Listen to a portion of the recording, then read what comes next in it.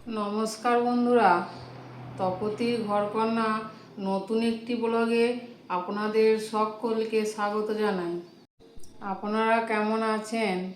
আশা করছি ভালোই আছেন। আমিও ভালো আছি। বন্ধুরা, এখন তো পৌষ মাস, আর বাঙালিদের বিয়েবাড়িও নাই। তাহলে যদি বিয়েবাড়ির স্টাইলের মাটন কষা খেতে মন যায়, তাহলে তো বাড়িতেই বানাতে হবে। তাই আমি আজকে বিয়েবাড়ির স্টাইলেরই মাটন কষার রেসিপি আপনাদের সঙ্গে শেয়ার করতে চলেছি। চলুন তাহলে দেখিয়ে দিচ্ছি আমি কি কি উপকরণ নিয়েছি।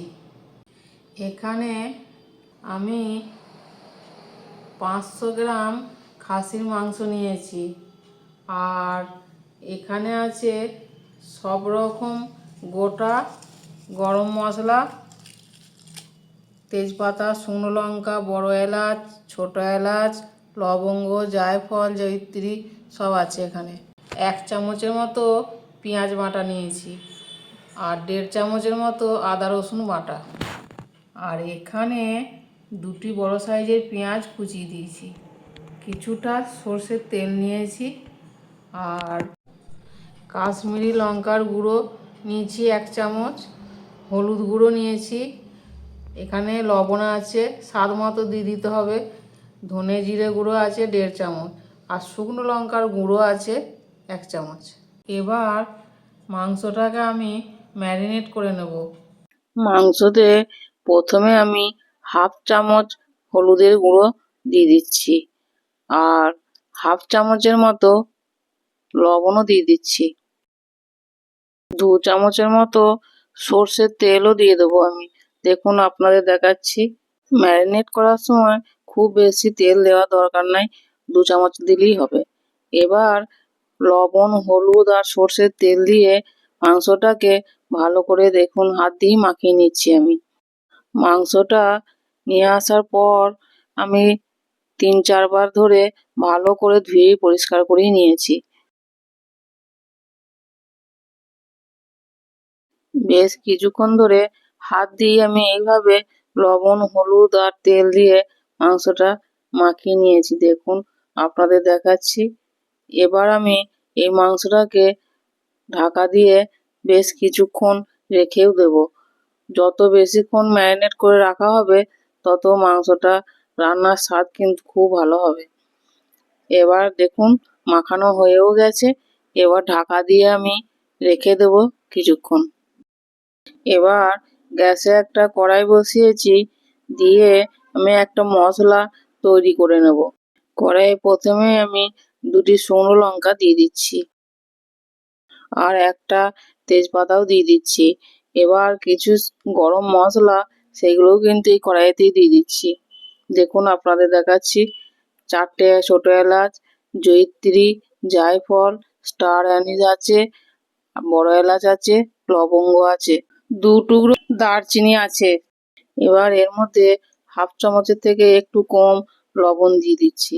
দিয়ে এবার এই মশলাগুলি আমি হালকা আঁচে একটু ভেজে নেব। হালকা আঁচে এই মশলাগুলি আমি বেশ কিছুক্ষণ ধরে এভাবেই নাড়াচাড়া করে ভেজে নিচ্ছি। দেখুন আপনাদের দেখাচ্ছি। মশলাটা হালকা ভাজা ভাজা করে নিলে গুঁড়োনো খুব তাড়াতাড়ি হয়ে যাবে। এই মশলাগুলি জল দিয়েও বাটা যায়, কিন্তু একটু এরকমভাবে নেড়ে নিয়ে ভাজলে তার সেন্টটা কিন্তু দারুণ হয়। দেখুন বন্ধুরা, এই মশলাগুলি ভাজা হয়ে গেছে। এবার একটা প্লেটে তুলে নিচ্ছি। একটু ঠান্ডা হোক, তারপরে আমি শিলে গুঁড়ো করে নেব। মশলাটা কিছুক্ষণ রেখে দিয়েছিলাম, এবার ঠান্ডাও হয়ে গেছে। এবার শিলে সব মশলাটা দিয়ে দিচ্ছি। এবার আমি দেখুন তেজপাতাটা একটু হাত দিয়েই ছিঁড়ে দিয়েছি। এবার আমি এগুলি শিলে বেটে নেবো। দেখুন আপনাদের দেখাচ্ছি। এই মশলাগুলি একটু শুকনো খোলায় ভেজে নিয়েছি বলে খুব তাড়াতাড়ি কিন্তু বাটা যাচ্ছে। দেখুন খুব সহজেই কিন্তু গুঁড়ো হয়ে যাবে। শিলে বাটা মশলার স্বাদই আলাদা।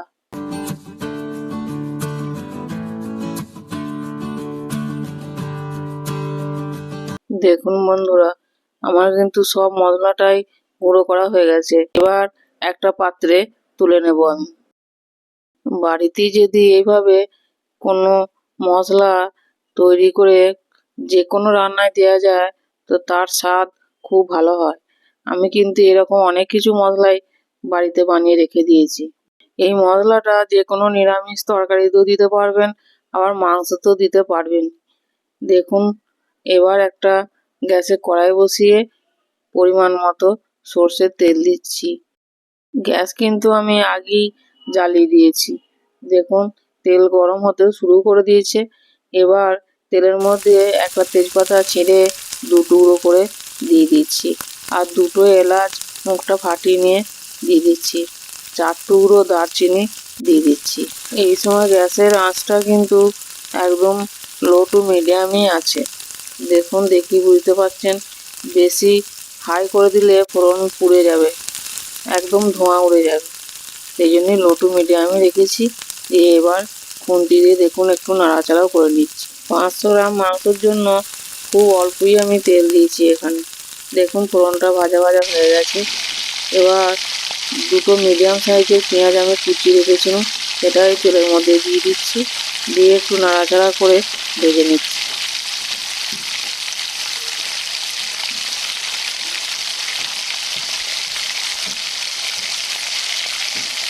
পেঁয়াজটা একটু নাড়াচাড়া করার পর আমি হাফ চামচের মতো চিনি দিয়ে দিচ্ছি। চিনিটা দেওয়ার পরও আমি ভালো করে কিছুক্ষণ নাড়াচাড়া করে ভেজে নিয়েছি পেঁয়াজটা। দেখুন, পেঁয়াজটা বেশ কিছুক্ষণ ভাজা হয়েও গেছে। চিনিটা দেওয়ার জন্য পেঁয়াজটা কিন্তু খুব তাড়াতাড়ি ভাজা হয়ে যায়, খুব তাড়াতাড়ি রঙটাও এসে যায় লালচে। এবার এই পেঁয়াজ ভাজার মধ্যেই আমি বাটা পেঁয়াজ দিয়ে দিচ্ছি, বড় চামচের 1 চামচ হবে। বাটা পেঁয়াজটা দিয়েও আমি ভালো করে নাড়াচাড়া করে ভেজে নিচ্ছি। দেখুন, বাটা পেঁয়াজটা দেওয়ার পর বেশ কিছুক্ষণ আমি এইভাবেই নাড়াচাড়া করে ভেজেও নিয়েছি। দেখুন, আপনাদের দেখাচ্ছি। এবার এর মধ্যেই আমি 1.5 চামচের মতো আদা রসুন বাটা সেটাও দিয়ে দিচ্ছি। আদা রসুন বাটাটা দেওয়ার পর আবারও আমি সব একসঙ্গেই দেখুন নাড়াচাড়া করে বেশ কিছুক্ষণ এইভাবেই ভেজে নেব, যতক্ষণ না পেঁয়াজ রসুনের গন্ধ যায় ততক্ষণ এইভাবেই আমি ভাজতে থাকবো। এই সময় কিন্তু গ্যাসের আঁচটা লো টু মিডিয়ামই আছে। গ্যাস বেশি হাই করলে মশলাটা কিন্তু তলায় লেগে যাবে, তার জন্যই একদম লো টু মিডিয়ামই এই মশলাটা ভাজাভাজি করতে হবে। দেখুন, এবার আমি 1 থেকে 1.5 চামচের মতো ধনে জিরে গুঁড়ো দিয়ে দিচ্ছি, হাফ চামচের মতো হলুদ গুঁড়োও দিয়ে দিচ্ছি, আর হাফ চামচের মতো শুকনো লঙ্কার গুঁড়োটাও দিয়ে দিচ্ছি। দিয়ে সব মশলাগুলি একসঙ্গে আমি এবার কষিয়ে নেব। দেখুন, আপনাদের দেখাচ্ছি। বেশ কিছুক্ষণ এভাবেই আমি মশলাটা ভেজে নিয়েছি। এবার ম্যারিনেট করা মাটনটা দিয়ে দিচ্ছি। দেখুন, আপনাদেরও দেখাচ্ছি। এবার খুন্তি দিয়ে মাংসটাকে মশলার সঙ্গে ভালো করে কষিয়ে নিচ্ছি। দেখুন, প্রথমেই আমি এইভাবে খুন্তি দিয়ে মশলাটাকে মাংসের সঙ্গে ভালো করে মিশিয়ে নিচ্ছি। বন্ধুরা, আপনারা কিন্তু দেখেই বুঝতে পারছেন যে তেল মশলা কতটা দিয়েছি, একদম খুবই অল্প আছে। এখন মশলাতে কিন্তু আমি কোনো লবণ দিই না। দেখুন, লবণ দিলেই কিন্তু জল ছাড়বে। এবার আমি প্রথমে হাফ চামচ লবণ দিয়েছিলাম ম্যারিনেট করার জন্য, আর এখন আমি 1 চামচের থেকে কিছুটা কম লবণ দিয়ে দিচ্ছি। দিয়ে এবার সব একসঙ্গেই ভালো করে আমি কষিয়ে নিচ্ছি। দেখুন, আপনাদের দেখাচ্ছি। দেখুন বন্ধুরা, মশলা কিন্তু ভালোভাবেই মাংসের সঙ্গে মেশানো হয়ে গেছে। এবার ঢাকা দিয়ে দেবো আমি। ঢাকা দিয়ে কিছুক্ষণ কষিয়ে নেব। ঢাকাটা খোলার পর এবার আমি দেখছি, দেখুন অনেকটা কিন্তু তেল ছেড়েও দিয়েছে। এবার আমি এর মধ্যে একটা টমেটো কুচি কুচি করে রেখেছিলাম, সেটা দিয়ে দিচ্ছি। দেখুন, আপনাদের দেখাচ্ছি। এবারে এই টমেটোটা দিয়েও ভালো করে নাড়াচাড়া করে আমি মাংসের সঙ্গে কষিয়ে নিচ্ছি। টমেটোটা দেওয়ার পর বেশ কিছুক্ষণ এইভাবে আমি নাড়াচাড়া করে কষিয়ে নিয়েছি। দেখুন আপনাদের দেখাচ্ছি। এবার আমি আবারও ঢাকা দিয়ে দেবো। এইভাবেই আমি একবার করে ঢাকা দিয়ে দেবো, আবার একবার নাড়াচাড়া করে কষিয়ে নেবো। ঢাকা দিয়ে কষালে খুব তাড়াতাড়ি কিন্তু মাংসটা সিদ্ধ হয়ে যায়। দেখুন আপনাদের দেখাচ্ছি, আবারও কিন্তু আমি ঢাকা খুলে নিচ্ছি। দেখুন কতটা শুকনো শুকনো হয়ে গেছে, প্রায় অনেকটাই মাংসটা সিদ্ধ হয়ে গেছে। আর যে টমেটোটা দিয়েছিলাম, টমেটোটাও কিন্তু গলে গেছে। আবার আমি নাড়াচাড়া করে নিচ্ছি। নিয়ে এর মধ্যে দেখুন কাশ্মীরি লঙ্কার গুঁড়ো 1 চামচের মতো দিয়ে দিচ্ছি। কালারটা ভালো হবে তার জন্য দিয়েছি। কাশ্মীরি লঙ্কার গুঁড়োটা দেওয়ার পর সব একসঙ্গে কিন্তু আবার খুন্তি দিয়ে নাড়াচাড়া করে মিশিয়ে নিচ্ছি। দেখুন বেশ কিছুক্ষণ এইভাবে নাড়াচাড়া করার পর এবার আমি 2 চামচ টক দই ফেটিয়ে রেখেছিলাম, সেটা এর মধ্যেই দিয়ে দেবো। দেখুন আপনাদের দেখাচ্ছি, 2 চামচ টক দই এবার দিয়ে দিচ্ছি। টক দইটা কিন্তু প্রথমেই দিই নাই বন্ধুরা, অর্ধেক মাংস সিদ্ধ হওয়ার পর আমি টক দইটা দিচ্ছি। টক দইটা দেওয়ার পর এবার নাড়াচাড়া করে মাংসের সঙ্গে ভালো করে মিশিয়ে নিচ্ছি। দেখুন বন্ধুরা, আজকে যে এই খাসির মাংসটা রান্না করছি পুরোটাই কিন্তু এই কড়াইতেই রান্না করব। দইটা দেওয়ার পর বেশ কিছুক্ষণ আমি এইভাবেই আমি নাড়াচাড়া করে কষিয়ে নিয়েছি। দেখুন কালারটাও কিন্তু দারুণ এসেছে। বলছি বন্ধুরা, মাংস যত কষিয়ে রান্না করা হবে তত কিন্তু মাংসর টেস্ট খুব ভালো হবে। আর আপনারা যদি কড়াইয়ে নাও করতে চান, হাঁড়িতেও এইভাবে কষিয়ে মাংসটা রান্না করতে পারেন। এখনকার মতো আগেকার দিনে কিন্তু প্রেসার কুকার ছিল না। আগেকার দিনে মা কাকিমারা এইভাবেই কিন্তু হাঁড়িতে বা কড়াইতে এইভাবে ঢাকা দিয়ে কষিয়ে মাংস রান্না করতো। তাতেও কিন্তু স্বাদ খুব ভালোই হতো। এবার মাংসটা আবার আমি ঢাকা দিয়ে দিচ্ছি, দিয়ে সিদ্ধ হতে দিচ্ছি। এইভাবে ঢাকা দিয়ে মাংসটাকে কষিয়ে রান্না করলে স্বাদটাও কিন্তু খুব ভালো হবে। তো প্রেসার কুকারের থেকে ভালো হবে। একটু বেশি টাইম লাগবে, কিন্তু এইভাবে রান্না করলে মাংসর স্বাদ কিন্তু দারুণ হবে। ঢাকা দিয়ে মাংসটাকে আমি মিনিট 5 ধরে ভালো করে কষিয়ে নিয়েছি। দেখুন এবার ঢাকা খুলে নিচ্ছি আর আপনাদের দেখাচ্ছি কত সুন্দর কালার এসেছে আর তেল ছেড়েও দিয়েছে। বন্ধুরা, আমি কিন্তু এই খাসির মাংসতে আলু দিচ্ছি না, আপনারা চাইলে আলু দিতে পারেন। সববারই কিন্তু মাংসতে আমি আলু ভেজে দিয়ে দিই, কিন্তু এবার দেবো না। এবার মাংসটা একটু অন্যরকম হবে। ঢাকা খুলে এবার আমি গরম জল করে রেখে দিয়েছিলাম, সেই গরম জলটা অল্প দিয়ে দিচ্ছি। 1 বাটির মতো হবে দিচ্ছি। দিয়ে এবার এটা সিদ্ধ করতে দিচ্ছি। গরম জলটা দিলে কিন্তু খুব তাড়াতাড়ি মাংসটা সিদ্ধ হয়ে যায়। জলটা দেওয়ার পর নাড়াচাড়া করে নিয়েছি।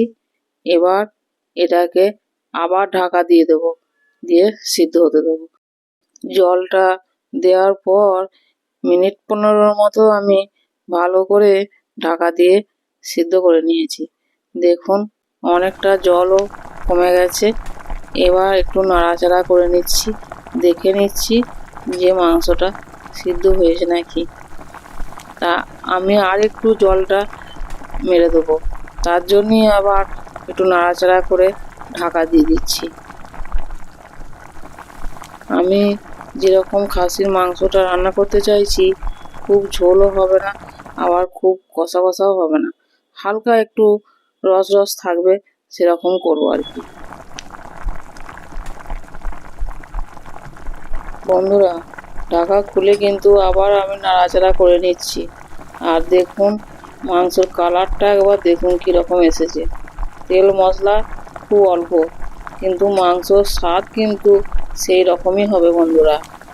এবার যে মশলাটা আমি ভেজে গুঁড়ো করে রেখেছিলাম সেটা 1 চামচ দিয়ে দিচ্ছি, দিয়ে খুন্তি দিয়ে ভালো করে মিশিয়ে নিচ্ছি। দেখুন মাংসের সঙ্গে অনেকে আবার ঘিও দেন, আমি দিচ্ছি না, আপনারা কিন্তু চাইলে দিতেও পারেন। বন্ধুরা, খাসির মাংস কিন্তু আমাদের একদম রেডি হয়ে গেছে। দেখুন আপনাদের দেখাচ্ছি, খুব ঝোলও নয় আবার খুব কষা কষাও নয়, হালকা একটু রস রস থাকবে। এবার এটাকে আমি ঢাকা দিয়ে কিছুক্ষণ রেখে দেবো, তারপর আপনাদের দেখাবো পরিবেশন করে। বন্ধুরা, এবার আমি খাসির মাংসর কষা আর বাসন্তী পোলাও সাথে স্যালাড থাকছে দিয়ে পরিবেশন করছি। দেখুন বন্ধুরা, কালার কীরকম এসেছে, আর কম তেল মশলা দিয়ে এই মাংস রান্না হয়েছে। খেতে তো সেই স্বাদ হবে বন্ধুরা।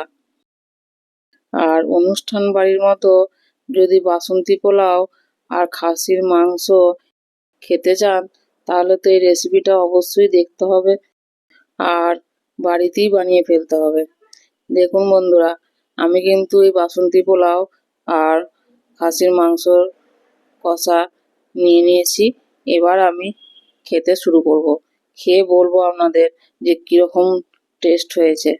আর আপনারা দেখতে থাকুন, দেখে রান্নাটা অবশ্যই কিন্তু করবেন। আর মাংসটা কীরকম সিদ্ধ হয়েছে দেখুন, আপনাদের দেখাচ্ছি। আর টেস্টও কিন্তু সেই রকমই হয়েছে বন্ধুরা। তাহলে আমার এই ভিডিওটি প্রথম থেকে শেষ পর্যন্ত দেখুন আর বাড়িতেই বানিয়ে ফেলুন। খেয়ে আমাকে কমেন্টে জানাবেন যে কীরকম টেস্ট হয়েছে। বন্ধুরা, একদম বিয়েবাড়ির মতোই স্বাদ হয়েছে, কিছু কম হয় নাই। তার সাথে আবার বাসন্তী পোলাও, এ তো আর কিছু বলার নাই। এই খাসির মাংসর কষা ভাত, রুটি, পরোটা, পোলাও সবার সঙ্গেই খেতে পারবেন, খুব ভালো লাগবে খেতে। বন্ধুরা, এর আগেও আমি বাসন্তী পোলাও আর মাটন কষার রেসিপি দিয়েছি, তার জন্যই এবারে আমি শুধু মাটন কষার রেসিপি দিলাম, বাসন্তী পোলাওয়ের রেসিপি আর দিলাম না। আর কোনো বন্ধু যদি বাসন্তী পোলাওয়ের রেসিপিটা না দেখে থাকেন, তাহলে আগের ভিডিওতে বাসন্তী পোলাওয়ের রেসিপিটা দেখে নেবেন।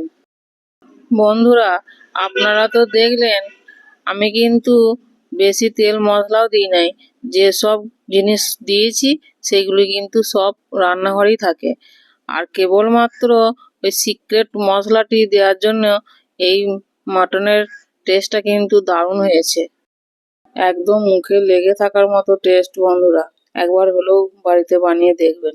আর আমার ভিডিওটি যদি ভালো লাগে তাহলে তো অবশ্যই লাইক, কমেন্ট, শেয়ার, সাবস্ক্রাইব করবেন। পাশে থাকা বেল বাটনটি প্রেস করতে ভুলবেন না, যাতে আমি নিত্য নতুন ভিডিও দিলে সবার আগে আপনাদের কাছে পৌঁছে যায়। আজ এই পর্যন্ত, আবার দেখা হবে অন্য কোনো ভিডিওতে অন্য কোনো রেসিপি নিয়ে। ততক্ষণ সকলেই ভালো থাকবেন, সুস্থ থাকবেন, সাবধানে থাকবেন। ধন্যবাদ সকলকে ভিডিওটি প্রথম থেকে শেষ পর্যন্ত দেখার জন্য। বন্ধুরা, সকলকে নতুন বছরের শুভেচ্ছা জানাচ্ছি। নতুন বছর সকলেরই খুব ভালো কাটুক, আনন্দে কাটুক।